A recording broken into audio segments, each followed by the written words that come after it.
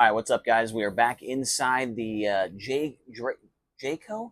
We're inside the Jayco. That's what this thing is, the little motor home here that we're staying in for the week at the Knoxville Raceway in Knoxville, Iowa, as it is Monday, August 5th. We are a few days away from the first prelim night getting underway here at the Knoxville Raceway for the Nationals. It's going to be a fantastic week. I think I saw this morning up to 108 entries or 109 entries into the race. And so what this video is going to be, it's going to be a video about who I think will be the 24 A main event starters on Saturday. And this is in no particular order. I'm not saying that the guy that's, first on the board is going to finish first in the race and the guy that's, 17th is going to run 17th. That's not what I'm saying. I'm just saying these are going to be the 24 cars in any particular order. This is who I think will make the show. And who knows, maybe we'll get 100% of them right. I doubt it. It'd be very, very tough to do that. But I did want to mention this. If somebody comments down below the 24 cars in perfect order before Saturday starts, then you will be you will get a free Rodman Rundown YouTube merchandise whenever that decides to come out. I'll mark it down on my notebook here, and if you are that person, whenever we get shirts or whatever it is, you will be the first one to get one for free. Okay, so if you guys want to partake in that, make sure to comment down below your 24 feature starters, and I'll be making sure that nobody's cheating and doing it after they all make the show on Saturday. So without further ado, we're going to jump into this, and we're going to start things off. And I know I'm going to ruffle some feathers with this. There's probably going to be some guys that aren't on this list that you're saying, well, how the hell do you not have them on there? Well, this is the biggest race of the year. There's 108 cars. And in my opinion, there's going to be some upsets. There's going to be a couple of guys that make the show we weren't expecting. And there's going to be some guys that we think will make it that will not make it. And so I'm going to leave it at that and get right into it here. So the first couple, I'm not going to spend a ton of time talking about each guy, but the first couple are going to be the most recent Knoxville Nationals champions. And so you've got David Gravel, you've got Donnie Schatz, you've got Brad Sweet, and you've got Kyle Larson. So we know that those four are going to be in the show. There's no doubt that they're going to be in the show, right? I guess a few weeks ago, if you would have asked me if Brad Sweet was going to make the Knoxville Nationals feature, I would have been a little hesitant because I feel like he's been kind of off the pace here recently. Didn't make the Kings Royal feature along with Kyle Larson, but last night at the Capitani Classic, and you can't base everything off the Cappy, but Sweet went from 12th to 5th, and he looked very, very solid in that 25-lap race here last night. Kyle Larson did not partake in the Capitani Classic last night, but he's got a lot of momentum rolling on his side. He's running tonight at Oskaloosa, track he's very good at, could provide more momentum for him going into his prelim night later on this week. Larson has struggled in qualifying. We documented that in the video yesterday, but I think that those two are going to be just fine. They've been under the pressure of big events. They've won this race before. I have no doubt that Brad Sweet and Kyle Larson will make the show. And then Donnie Schatz and David Gravel, I really don't even have any worries about them at all. I think that they're going to be surefire locks for the feature on Saturday. Now, let's get into a couple more guys here. The next one is Carson Maso. He ran third last night at the Capitani Classic, and he was, hopefully you guys can see that. He's been pretty solid at Knoxville in his career, and they've been a little bit off the pace on the half miles this year, but it looks like they've gotten that turned around here, at least from last night. Third place result over an 82-car field. You got to think that Carson Maso is going to be in the show.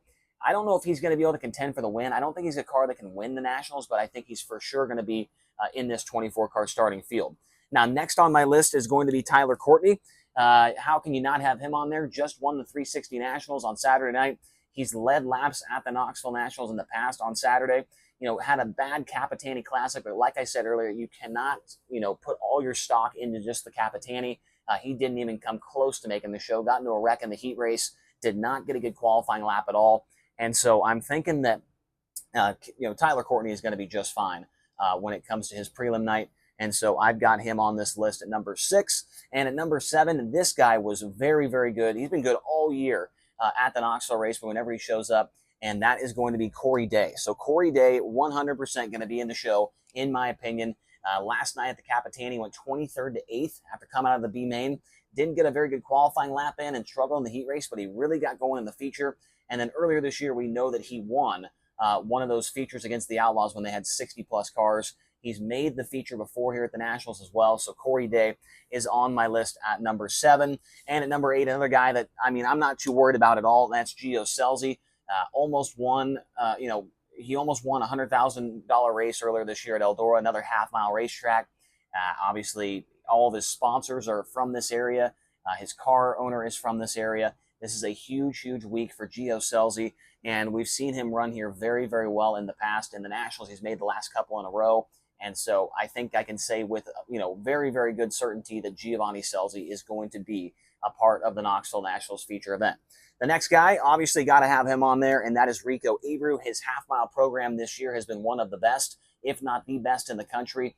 With high limit, got a win at I-70, a win at Utica Rome. He won during the Kings Royal Week at Eldora Speedway. He won just last night at the Capitani Classic. Rico Abreu, if you do not have him in your top 24, you are literally a psycho, and I don't know what you're thinking. Now, number 10 on the list here, this guy is always good, and I really do think that he has a chance to win the race on Saturday just because he always is so good on Saturday of the Knoxville Nationals, has come so close to winning it in the past. One time drove from outside the top 20 and almost won it, finished second that year, and it's Logan Shuart.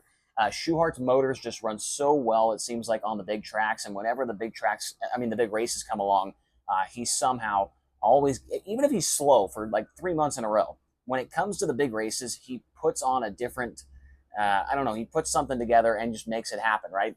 At Eldora Speedway, Kings Royal, he finished, I think he was up there in the top 3, maybe the top 4, battling for the lead, was solid during the Joker's jackpot at Eldora as well. And then Shuart, we've seen his pedigree here at Knoxville. We know how good he is. You got to have the 1S car in the feature on Saturday. Now, another guy, and this might be a little bit, I don't know if people are going to think that this is, a surefire lock or anything, but to me, I think Justin Peck is certainly a lock into the show. Was very good last night at the Capitani, was passing cars left and right. That team has been very, very fast here recently with high limit, having a couple of podium finishes, no wins, but has been running well, here recently. And so obviously that's something you got to take into account. Also got to take into account that, Peck just ran the 360 Nationals, made the show there, has been getting a lot of laps here at Knoxville recently. And I think that's something that can, certainly help him out quite a bit. And so Peck back in the Buick 13, he did run the 13 at the 360 Nationals, but now back in the car he's familiar with extra laps, more laps than he would normally get before coming into this week. And so I've got Peck on my list. And at number 12, we're going to put Parker Price Miller in the show. The 9P car, one of the biggest surprises all year long in high limit, has been super, super good. No wins or anything like that, but has been super competitive, more competitive than I think even he was thinking was going to happen. And remember, I think he said this on a podcast or in an interview or something like that. He finished second earlier this year against the Outlaws in that 60-car field, and I'm pretty sure he told me or he told somebody that he was going to take that car and that engine and put it away and keep it for the Nationals week. Now, he did have a big wreck at Eldora Speedway. I'm pretty sure that was a different car. I might be wrong on that, but I'm pretty sure this is the same car he's going to be running at Knoxville this week, the one that he ran second with in that 60-car field. And PPM has low-key been a threat to make the show every single year here for the last couple of years. And it doesn't matter what car he's been in. He's been in he was in the Forbrook car, I believe. He was in Indy Race Parts car, I think, and every single time he shows up, man, he's always been really solid. So Parker Price Miller, one of his best racetracks, Knoxville Raceway, he is going to be in the show. Now, one of 2 Roth entries, we're going to put Buddy Kofoid in the field. He finished 8th in last year's Knoxville Nationals feature event, and got to have Kofoid in there. Has been solid all season long with the Outlaws, and maybe one of the biggest surprises of the Outlaws season. I mean, he's 5th in points, has a couple of wins, has been good on the big tracks. We saw him almost win a race at Volusia early on in the year. And, Kofoid made the show last night at the Capitani as well. So, Buddy Kofoid, no doubt, going to be in the show. Here's another guy that I might be worried about putting on this board, but, and unfortunately, I said you cannot take all the stock that they had in the Cappy last night, but I am doing it for this guy because, man, was he solid last night, and that is Spencer Bayston. 3 months ago, 2 months ago, a month ago, if you would have asked me if Bayston was making the show, I would have said there's no way. No way that Spencer Bayston's making the show. But they are fast right now. They showed it last night at the Capitani, qualified very well, ended up inside the top 5, I believe, or they're 6th place or in the top 5 last night at the Capitani over an 82-car field. And Spencer Bayston, in the past, has been decent here at Knoxville. He's only made the show once or twice, maybe once, but it looks like they've got things going in the right direction right now. That car has been lights out at this place before. Gravel I think that was the year that Gravel was driving it when he got the perfect score. So Barry Jackson, he knows how to get a car going around this place really nice. And Spencer Bayston is a more than capable driver. So I've got him in my top 24. And now, this is another guy that I was worried about putting on this board, but I looked at his results, and he's made the show the last 4 years in a row and has been in the top 10 in every race, and that's going to be Sheldon Holt. I went back and forth for at least 10 to 15 minutes on if he should be on this board, and I felt like you had to have him on there. Was okay last night at the Capitani, nothing crazy, but he somehow was always able to put it in the show, whether that's through the Hard Knocks night or he locks it in through his prelim night. So Sheldon Holt, number 17 car, I'm going to put him on the board. Those two, Sheldon and Spencer, I might regret later, but we've got them on there right now, and we're not going to turn back and change anything up. Now, the final sticker we've got is going to be for James McFadden. Now, McFadden has been one of the fastest cars in the country here as of recently. Got that win with the Outlaws at BAPS, and then almost won that race at I-55. Got passed on the last corner. That team has had a lot of speed here recently. I am worried, though. They did junk a car there at I-55, and they've had some issues here and there. And so I'm curious to see if the car that they ran last night at the Cappy will still have that same speed they had before going into this week. The one that they junked over at I-55. So we'll see what happens with McFadden, but I'm pretty sure that he is going to be in the show, him and his Roth Motorsports teammate of Buddy Kofoid. Now, we got to pull out the marker because the rest of these guys we do not have stickers for. And we'll start things off with a couple of guys that have run Knoxville all season long. They're up there in the point standings. At number 17, we're going to have to go with the 88 of Austin McCarl. So McCarl, former pole sitter of the Knoxville Nationals, was up there in the top 10 last night at the Capitani Classic. He's up there in the point standings, battling for the championship. He's got a couple of wins this year. How can you not have Austin McCarl on the list? I have no idea. Along with this other guy who has been super good all year long, and that's supposed to be an 8. It's the 87 of Aaron Reitzel. Him and McCarl battling all year long for that 410 track championship. They've got a huge gap, behind them to the third place car in points. And I think you got to have two guys that run here on a weekly basis and have wins and are battling for a championship. You got to have them in the feature on Saturday at the Knoxville Nationals. Aaron Reitzel, I believe, also a former front row starter at the Nationals and also led a bunch of laps in one of the features a few years ago. So those two guys are surefire locks, in my opinion, to make the 24-car field. Now, let's move on to a couple of more guys here. And who I think is going to be the Rookie of the Year, and is going to be the Rookie of the Year by a long, long shot. He just finished second at the 360 Nationals, and that is going to be Emerson Axon in the 27A car. Axon proving last night that he can still get it done here in Knoxville in the 410. He made the Cappy 82-car field. He was able to put it in the show, finished second at the 360 Nationals, has a win here in Knoxville this year. And the guy's just been unbelievable. He's been maybe one of the biggest surprises all year long in the entire world and landscape of sprint car racing. Emerson Axon might be the biggest surprise out of all of them, and I think he's going to put it in the show as a rookie this year at the Knoxville Nationals. Now, number 20 on my list is going to be a member of the PA Posse, if you count him as that. And Anthony Macker, he's made the show the last couple of years. Made the show last year driving the Clausen Marshall Racing 7BC. I believe he's also made it in his own car as well. And Macker, we know that he is very good on the big tracks. Coming from PA, he's won a ton of races at Port Royal, a ton of races at the Grove. And so I think you can have Anthony Macker on the list here to make the Nationals feature event. His crew chief, Joe Mooney, has a lot of success here with Brad Sweet behind the wheel. And so I think that's a pretty good combination to put in the show here for our list. Now, let's go on to another guy that runs here quite a bit during the year. Has a couple of wins under his belt as well. And he's a former rookie of the Nationals, and that is the 2KS of Chase Randall. I am a little bit worried because he did junk a race car during the 360 Nationals, and I'm hoping that wasn't the car that they were planning on running for the 410 Nationals because it was a fast race car, and they certainly are not going to be able to use it again because it is absolutely destroyed. So a little bit worried about Chase Randall. I think he is a driver more than capable of making the show, but do they have their best stuff put together for this week of racing? We'll have to wait and find out. But I think I'm going to put him on the list and kind of roll the dice a little bit here and see if he can put it in the show. Now, another guy that I think is going to be in the show, and boy, was he very fast last night and would be a great story to see him in, is Darren Pitman. Pitman went out really late in qualifying yesterday and was still able to put down an absolute heater. Started from the front row of last night's Capitani Classic, led a bunch of laps, got past late. I think he ended up fourth, maybe third.